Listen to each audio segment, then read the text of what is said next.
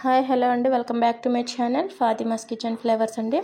ఈరోజు ఇంకో మంచి రెసిపీతో మీ ముందుకు వచ్చేసాను. అదే చూశారు కదా, వెజ్ బిర్యానీ అండి. చాలా సింపుల్గా చాలా టేస్టీగా చేసుకోవచ్చండి. ఎలా చేసుకోవాలో ఇప్పుడు మనం ప్రాసెస్ చూసేద్దాం. స్టవ్ మీద ఒక వెడల్పు బాండి పెట్టుకోండి. వెడల్పు బాండి పెట్టుకున్న తర్వాత అందులో 2 స్పూన్స్ నెయ్యి వేసుకోండి. నెయ్యి కరిగిన తర్వాత 1 స్పూన్ ఆయిల్ అనేది యాడ్ చేసుకోండి. ఆయిల్ హీట్ అయిన తర్వాత ఇందులో హోల్ గరం మసాలాస్ అనేది యాడ్ చేసుకోండి. ఒక 2 సెకండ్స్ వరకు హోల్ గరం మసాలాస్ని ఫ్రై చేసుకోండి.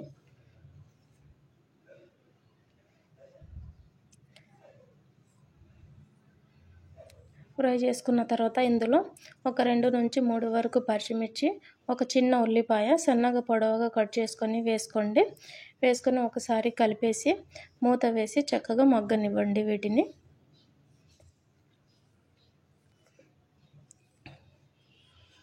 చూశారు కదా, ఉల్లిపాయ పచ్చిమిర్చి అనేది చక్కగా కుక్ అయ్యాయి. ఇప్పుడు ఇందులోనే ఒక చిన్న సైజు టమాటా పొడవుగా కట్ చేసుకొని వేసుకొని కలుపుకోండి. ఇది కూడా మూత వేసి సాఫ్ట్గా కుక్ అవ్వనివ్వండి. కొద్దిగా టమాటా కుక్ అయిన తర్వాత అందులోనే ఒక 2 స్పూన్స్ వరకు కాజు యాడ్ చేసుకోండి. ఒక 10 నుంచి 15 వరకు కాజు యాడ్ చేసుకోండి. ఇందులోనే 1 స్పూన్ జింజర్ గార్లిక్ పేస్ట్ కూడా వేసి పచ్చివాసన పోయేంత వరకు ఫ్రై చేసుకోండి. పచ్చివాసన పోయిన తర్వాత ఇందులో మీ దగ్గర ఏవైతే వెజిటేబుల్స్ ఉన్నాయో అవన్నీ యాడ్ చేసుకోండి. ఇక్కడ నేనైతే ఒక 2 స్పూన్స్ వరకు సన్నగా కట్ చేసుకున్న క్యారెట్, బీట్రూట్, బీన్స్, బంగాళదుంప ఒకటి పెద్దది వేసుకున్నానండి. ఇందులోనే స్వీట్ కార్న్ ఒక 2 స్పూన్స్ వరకు యాడ్ చేసుకున్నాను నేను. నానబెట్టుకున్న శనగలు ఒక 2 స్పూన్స్. మీ దగ్గర పన్నీర్, బఠానీలు ఉంటే యాడ్ చేసుకోండి. ఇప్పుడు ఇందులోనే కొద్దిగా కొత్తిమీర, పుదీనా సన్నగా కట్ చేసుకొని వేసుకోండి.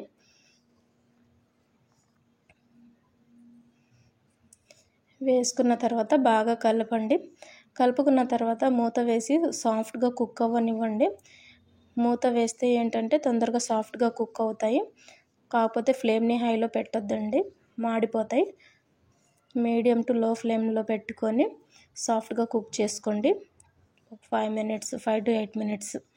చూశారు కదా, ఇలా కుక్ అయిన తర్వాత ఇప్పుడు ఇందులో ఒక పావు స్పూన్ పసుపు, 1 స్పూన్ ఉప్పు, సాల్ట్, 1.5 స్పూన్ వరకు కారం, 1 స్పూన్ ధనియా పౌడర్, ఒక 1/2 స్పూన్ జీరా పౌడర్ యాడ్ చేసుకున్నాను నేను.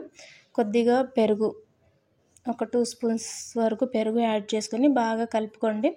బాగా కలుపుకున్న తర్వాత ఇప్పుడు మూత వేసి ఒక 5 మినిట్స్ కుక్ చేసుకోండి. పెరుగు వేసాం కదా, వాటర్ రిలీజ్ అవుతాయి, చక్కగా కుక్ అవుతాయి వెజిటేబుల్స్ అన్నీ. ఇప్పుడు ఇందులోనే వాటర్ అనేది యాడ్ చేసుకోండి. ఒక గ్లాస్ రైస్కి వచ్చేసి 1.5 గ్లాస్ వాటర్ యాడ్ చేసుకోండి. యాడ్ చేసుకొని ఒకసారి బాగా కలపండి. ఇందాక మనం వెజిటేబుల్స్కి తగ్గట్టే సాల్ట్ అనేది వేసుకున్నాం కదా, ఇప్పుడు మీరు తీసుకున్న రైస్ క్వాంటిటీని బట్టి సాల్ట్ అనేది యాడ్ చేసుకోండి. ఉప్పు యాడ్ చేసుకొని ఒకసారి కలిపేసి మూత వేసి హై ఫ్లేమ్లో ఈ వాటర్ చక్కగా బాయిల్ అవ్వనివ్వండి. చూసారు కదా, వాటర్ చక్కగా బాయిల్ అవుతున్నాయి. ఇప్పుడు మనం ఒక అరగంట ముందు 2 సార్లు బాగా వాష్ చేసుకొని బాస్మతి రైస్ నానబెట్టుకోవాలండి. ఇప్పుడు ఆ బాస్మతి రైస్ని ఇందులో యాడ్ చేసుకోండి.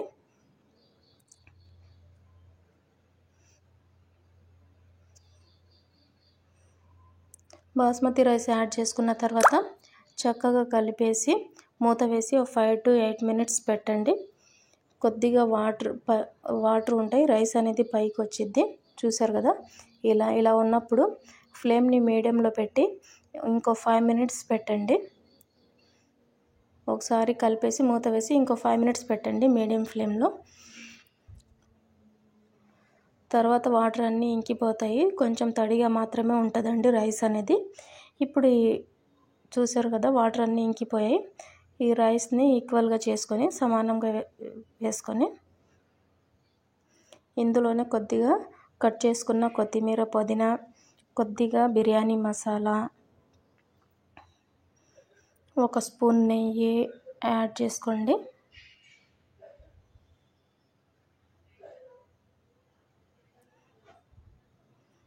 ఇక్కడ నేను కొద్దిగా బీట్రూట్ జ్యూస్ అనేది పైన యాడ్ చేస్తున్నానండి. మీరు కావాలనుకుంటే వేసుకోండి, లేకపోతే స్కిప్ చేసేయండి. ఫుడ్ కలర్ వేయట్లేదు నేను, బీట్రూట్ జ్యూస్ అనేది యాడ్ చేసుకున్నాను.